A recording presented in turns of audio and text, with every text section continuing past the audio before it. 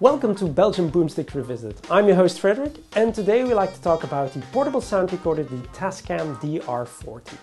In the first part of the video we'll talk about its capabilities and its features, while in the second part we will take it on a field test and see how it performs in not so ideal circumstances.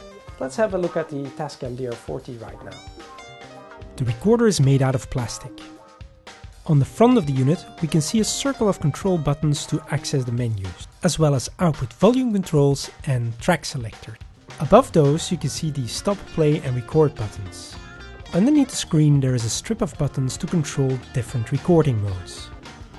At the side of the screen you can see indicator lights like the peak warning light. When we look at the left hand side of the unit we can see the headphones monitor jack, input settings for the external microphones, including the option to turn on the phantom power, a hold button, and also control buttons to change input levels. At the bottom of the unit we can see two Xlr Balance Checks, or they can also be used as regular unbalanced jacks. At the right hand side you can see a USB port for data transfer, but you can also use it for powering the unit. There is an SD card slot right beside it. When turning the unit to its back, we can see the battery cover, which hides 3 AA batteries. And we also see a standard screw hole for mounting it onto a tripod. And last but not least, at the top there's 2 condenser mics, which are protected by metal braces. It is these mics that we will try and test in the field.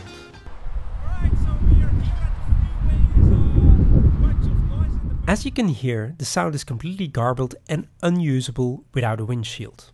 We quickly improvised a windshield with towel-like cloth and a rubber band. You can also see that we mounted the unit on a tripod which stands next to the camera, which is about 3 meters away. Okay, so this time we've put a improvised windshield on the Tascam DR-40 because my whole voice was garbled out by the wind. Lucky for us, the improvised windshield worked rather well. Also take notice of the stereo image the internal mics provide. Let's change positions a bit.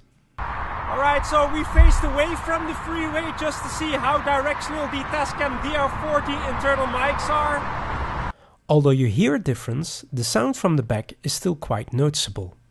Let's move to the next spot. So we moved away from the freeway to test the Tascam DR-40. We're using the stereo internal microphones. Not too shabby, I would say. But since distance between the subject and the microphone is rather important, let's try something completely different. I'm actually doing quite a bit of a different test. I'm having my headphones on and I'm holding the Tascam DR-40 just in front of me, just to test the internal microphones. Wow, what a difference! This proves that you should get your mic as close as possible to your subject, especially when there is a lot of background noise. As a final note, the Tascam DR-40 can record up to 4 channels if you use the 2 internal mics in conjunction with 2 external ones.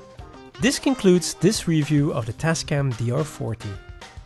Make sure to watch our other movies and also subscribe to this or our main channel.